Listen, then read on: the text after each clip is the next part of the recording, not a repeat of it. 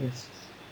આજે આપણી સાથે છે શ્રી તારક મહેતા, જેને આપ ખૂબ જ સારી રીતના જાણતા હશો અને જેને આખું વિશ્વ દુનિયાને ઊંધા ચશ્મા એમની જે અત્યંત લોકપ્રિય કોલમ છે એના વતી જાણે છે. તારકભાઈ, આપનું ખૂબ ખૂબ સ્વાગત છે સ્પીક બિંદાસમાં. Thank you. આપ તો પહેલા એ બતાવો કે આપની જે હાસ્ય લેખનની યાત્રા છે એ ક્યારે અને કેવી રીતના શરૂ થઈ? આખી વાત છે. આખી આત્મકથાના બે ભાગ લખ્યા છે. એ તો નિરાંત વાંચજો.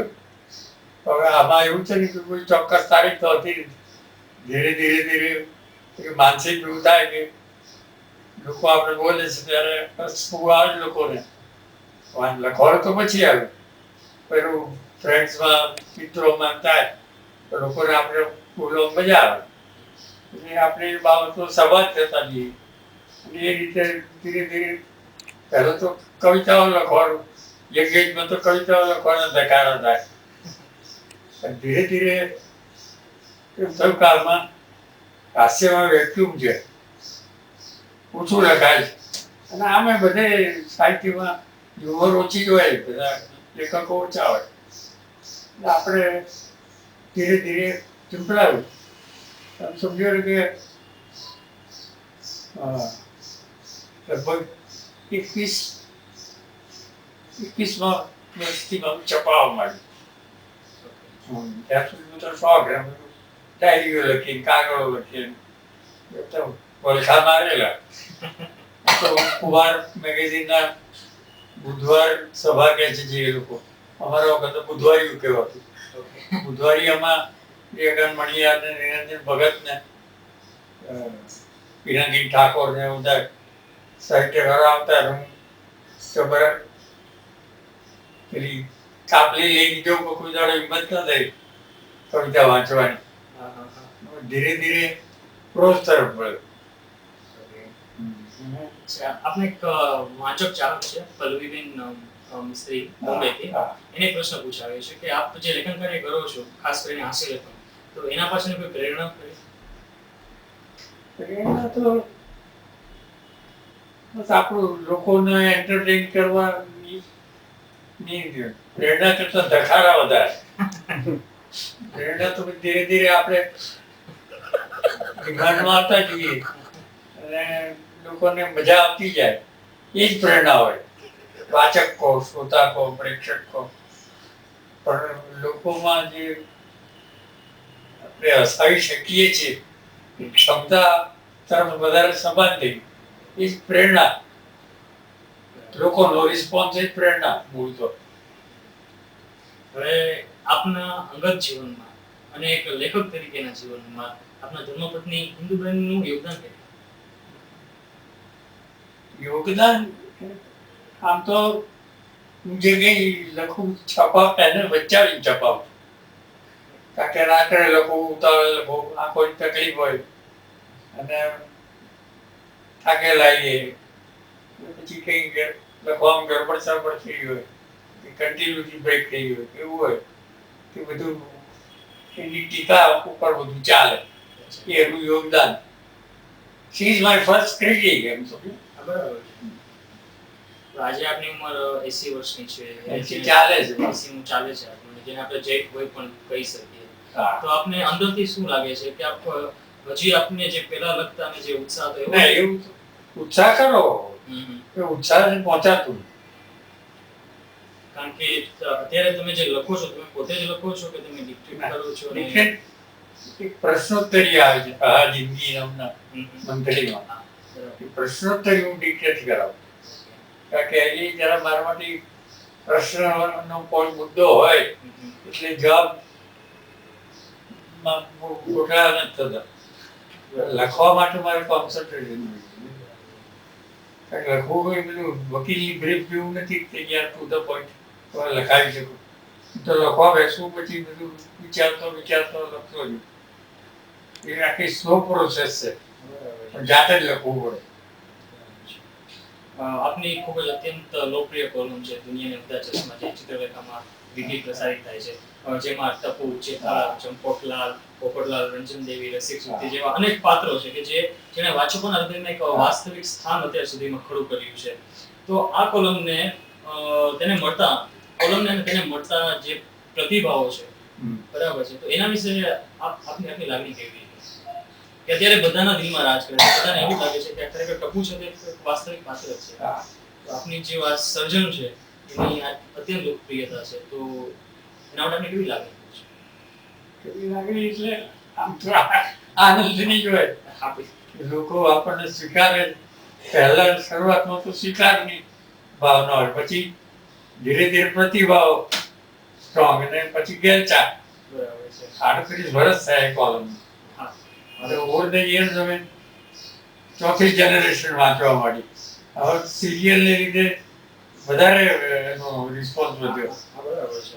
એટલે જે અભેબી જનરેશન આવે છે જે વાંચવાનું બદલે જુએ જ. એટલે એમને પહેલા મારા જે મેં શરૂઆત કરેલી એ પાત્રો હવે વિઝ્યુઅલી જુએ. અને એવો એક વર્ગ છે કે જે જોયા પછી વાંચવા માંડે. હા, બરાબર છે. એટલે વાચક વર્ગમાં એક નવી ફ્રેશનેસ આવી, નવો એંગલ આવે. આ એક એવું પ્રોસેસ છે કે જે આપણે ઓબ્ઝર્વ કરીએ અને એનો પ્રતિભાવ જોઈને આપણને કેવી રીતે લખવામાં ફેરફાર કરો, શું કરવું એ વિચાર કર્યા કરીએ. હવે જે આપ કીધું કે જે હવે એની સબ ટીવી પર સિરિયલ પણ આવે છે, હા. તારક મહેતા કા ઉલ્ટા ચશ્મા, હા. એમાં જે પાત્રો છે, બધા પાત્રો છે, તો અને જે તમે તમારા જે તમે લખો છો એ પાત્રો છે, તો તમને શું લાગે છે કે જે તમે પાત્રોનું સર્જન ના, કર્યું એ તો છે એ જે જે નથી રહ્યું. ટીવી પર પાત્રો આવે છે તો ખરેખર જે મોટી ઉંમરના જે લોકો વાંચનના વ્યસની હતા એમને હવે આ એક્સેપ્ટ કરવાનું જરા વાર લાગી. એ બધું એ સેટ નથી થતું દિમાગમાં હજી હા, એમાં, પણ એટલે તો એ બધા હવે પાત્ર હવે તો મળે. કારણ કે જે ચંપકલાલની જે એના દિમાગમાં હોય કે જેઠાલાલની હોય અને ટીવીમાં જોવે તો એમાં થોડું ઘણું એ લોકોને શરૂઆતમાં બહુ રેઝિસ્ટન્સ હતું. હા. લગભગ 20-25 એપિસોડ પછી they started accepting. હવે એ લોકોને મજા આવવા માંડી, કારણ કે ટીવીના એમાંથી ટેવાતા ગયા. એનું માધ્યમ સૌથી વધારે જોવાતું છે ટીવી. હા. આપણી કારણ કે કારણ કે આમાં- જનરેશન છે, બાળકો છોકરાઓ છે, અમારી એજના છે, તો ટીવી વધારે જોતા હોય છે. હા, હા. આપણે કીધું અમે ટીવી જોઈને પણ હવે આપણું કદાચ હા. ચિત્રલેખામાં અરે એક બે કેસ તો એવા છે કે જેમાં ટીવી જોયા પછી એવું ગુજરાતી કોન્વેન્ટ જતા છોકરાઓ ગુજરાતી વાંચતા શીખવા મળે. ઓહ એવા બી ફોન આવ્યો મારો થેન્ક્સ ટુ યુ કે તમારી લીધે છોકરાઓ ગુજરાતી વાંચતા લખતા શીખવા લાગ્યા. અને બાળકોમાં પણ અતિશય પ્રિય છે. એમ આપણી જે હા. સિરિયલ જે છે ને એ અતિશય પ્રિય છે. એનું મુખ્ય કારણ તો જે મુખ્ય એનું પાત્ર છે બાળકોનું ટપુ એનો મુખ્ય ભાગ ભજવતો હોઈ શકે. અચ્છા, એક પ્રશ્ન એવો છે કે આ ટપુ છે તો એ નાનો નાનો જ હોય છે, તો તમને ક્યારે ઈચ્છા થઈ છે કે એને મોટો કરીએ કે પાત્રને ચેન્જીસ કરીએ? આ શું છે કે કાર્ટૂન સ્ટ્રીપ જેમ આવે ને, ટાર્ઝનની હોય કે પેલી કેલ્વીનની હોય કે ડેનિસ ઝમીનેસ, હા, જય વસાવડા ડેનિસ ઝમીનેસ જોડે સરખાવે. હમ. પણ એ બધા 50-100 વર્ષથી એવડા ને એવડા જ રહેશે. હા, બરાબર. હા. તમે જે બધા એટલે એ શબ્દ પટ્ટી છે, બરાબર. શબ્દ ચિત્ર પટ્ટી કહો તમે. પણ એને એ જ નથી હોતી. ટાર્ઝન કંઈ તમારી બુકો કે મોટી આવડો ના દેખાડે મારો. ટાર્ઝન જ રહે. પણ સર મને યાદ છે કે ટપુડાને તમે મોટો કરેલો એક વખત, કે 21મી સદીના પાત્રો તમે બનાવેલા છે અને એમાં ટપુડાને મોટો કર્યો તો હતો. ફેન્ટસી હતી. હા, અચ્છા, આપને એવું સપનું આવેલું એવું કંઈક આપણે હા, લખેલું? હા. હા, હા.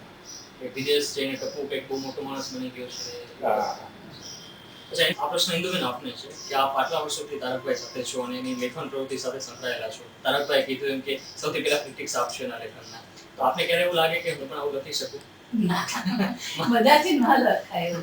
તેમાં એના હું નામે માનું મેં કે લખેલું. હસવાનું વધારે અઘરું છે. એના નામે હસવાનું લખવાનું વધારે અઘરું છે. એટલે હું ના લખી શકું. એક લેડીઝ મેગેઝિન સુધા સૌરાષ્ટ્ર ટ્રસ્ટ તરફથી જન્મભૂમિ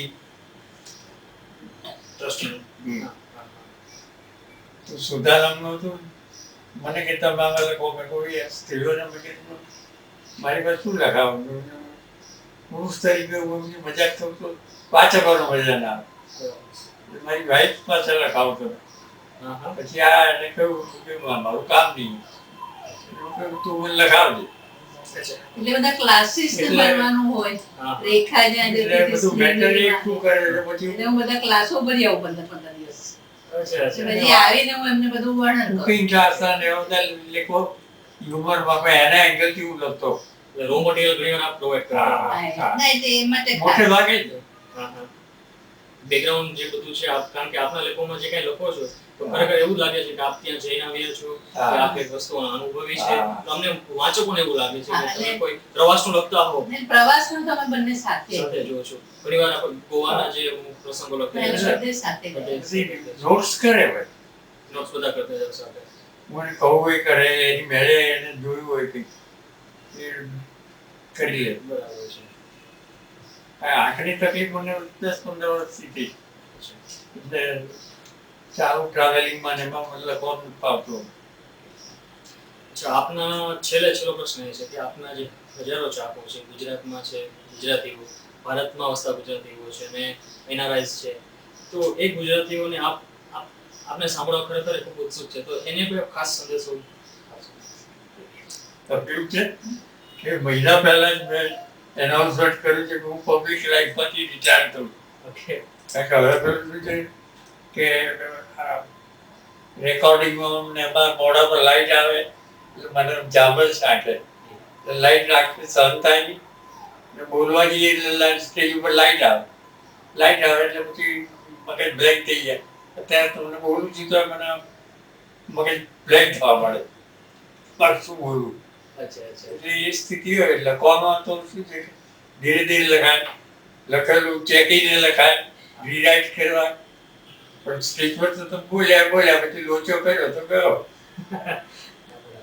એટલે આમ એક્ટિવ લાઈફમાંથી હું રિટાયર થઈ પબ્લિક લાઈફ. પબ્લિક લાઈફમાં એટલે જે બધા સમારંભોમાં જોવાનું આવવાનું એ તમે સાવ ઓછું કરી કદર ઓછું ના, બંધ જ બંધ જ કર્યું. એક મહિના પહેલી માર્ચે એનાઉન્સ કરી દીધું અચ્છા. કે આ લાસ્ટ સ્ટેજ પર આવ્યા છે. અહીંયા જે પેલું ટાઈમ્સ ઓફ ઇન્ડિયાનું આવે છે ને, એમના 7 પુસ્તકો બહાર પડ્યા એમના. હા, હા. એટલે 79 years અને 79 પુસ્તક એટલે પહેલા ઓલરેડી એમના બહાર પડ્યા છે ઓકે. અને હમણાં પહેલી માર્ચે સાત પુસ્તકો. 7 પુસ્તકો બહાર પડ્યા એટલે 79 પુસ્તક વાહ, આ તો ખરેખર મોટી અચીવમેન્ટ કહેવાય છે કે અને એ 2 પુસ્તકો 15 દિવસમાં આવી રહ્યા છે એટલે હવે 81 પુસ્તક થશે. બહુ જ મોટી સિદ્ધિ કહેવાય. એવું તો ભાઈ કે આ બધા સાપેક્ષ વસ્તુ હોય છે. મોટી સિદ્ધિ કે નાની સિદ્ધિ એ સમયની જોડે જ બધું થતું હોય. ના પણ આપનું જે લેખન કાર્ય છે એમ કીધું એમ 4 પેઢીઓ મારા જે કાકા કાકી છે એ અત્યારેની ઉંમર 50 ઉપર હશે તો હું જેટલું ટપુ વિશે મને જેટલું ગમતું એટલું એ લોકોને જ ગમે છે. હા. એટલે આ પેઢી દર પેઢી અને હજી પણ એ બધું ચાલતું જ હશે કારણ કે આપણા લેખો તો બધા અવેલેબલ છે જ. અને અમારા જેવા ચાહકો છે બાળકોને પણ અમે આપશું અમારા કે આ વાંચો કે આ ખરેખર વાંચવા એવું છે. તારકભાઈ આપણે સમય કાઢી આપની હેલ્થ ઇસ્યુઝ હોવા છતાં પણ અમારી સાથે સમય કાઢીને વાતચીત કરી એના માટે આપનો ખૂબ ખૂબ આભાર. Thank you very much. Most welcome. અને જ્યારે પણ ઈચ્છા થાય ત્યારે પાછા આવજો. શ્યોર, ચોક્કસ ચોક્કસ. Thank you.